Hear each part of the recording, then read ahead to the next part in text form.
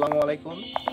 Police constable নিয়োগে কি কি কাগজপাতি নিয়ে যেতে হবে এই বিষয়ে আপনারা অনেকেই জানেন না।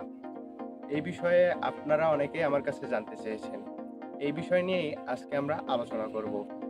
যারা নতুন আমাদের ইউটিউব চ্যানেলে তারা অবশ্যই আমাদের ইউটিউব চ্যানেলটি সাবস্ক্রাইব করবেন।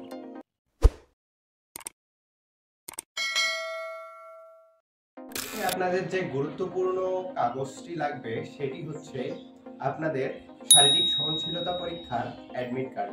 এটি আপনাদের প্রিন্ট করে ফটোকপি করে নিতে হবে। 2 কপি ফটোকপি আপনাদের নিজেদের সাথে রাখবেন। এরপর যে বিষয়টি আপনাদের লাগবে সেটি হচ্ছে আপনার শিক্ষাগত যোগ্যতার সনদপত্র। শিক্ষাগত যোগ্যতার সনদপত্র অবশ্যই আপনাদের মূল কপিটি লাগবে। এটি আপনারা যখন জমা দেবেন তখন নিজেদের কাছে 2 থেকে 3টি ফটোকপি রাখবেন। এরপর যে আপনাদের গুরুত্বপূর্ণ কাগজটি লাগবে সেটি হলো চারিত্রিক সনদপত্র। এটি আপনাদের ইউনিয়ন পরিষদ থেকে নিলে হবে না। আপনি সর্বশেষ যে শিক্ষা প্রতিষ্ঠানে পড়াশোনা করেছেন সেইখানকার প্রধান থেকে আপনার এই চারিত্রিক সনদপত্রটি সংগ্রহ করতে হবে।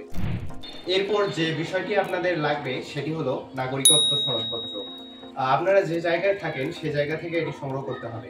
যদি আপনারা সিটি কর্পোরেশনে থাকেন তাহলে অবশ্যই আপনাদের মেয়র বা ওয়ার্ড কাউন্সিলরের কাছ থেকে এটা সংগ্রহ করতে হবে। আর যদি ইউনিয়ন পরিষদে থাকেন তাহলে অবশ্যই চেয়ারম্যানের থেকে এটা সংগ্রহ করতে হবে এবং এটি ফটোকপি নিলে হবে না, এটি মূল কপিটি নিয়ে যেতে হবে।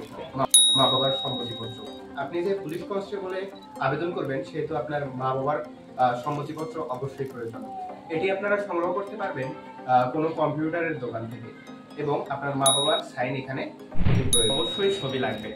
আপনি পাসপোর্ট সাইজের 3 কপি ছবি নেবেন এবং এটা আপনাদের অবশ্যই সরকারি গ্যাজেট কর্মকর্তা দ্বারা সত্যায়িত করতে হবে। আপনাদের উপজেলা সরকারি গ্যাজেট কর্মকর্তা দ্বারা আপনি এটা সত্যায়িত করে নেবেন।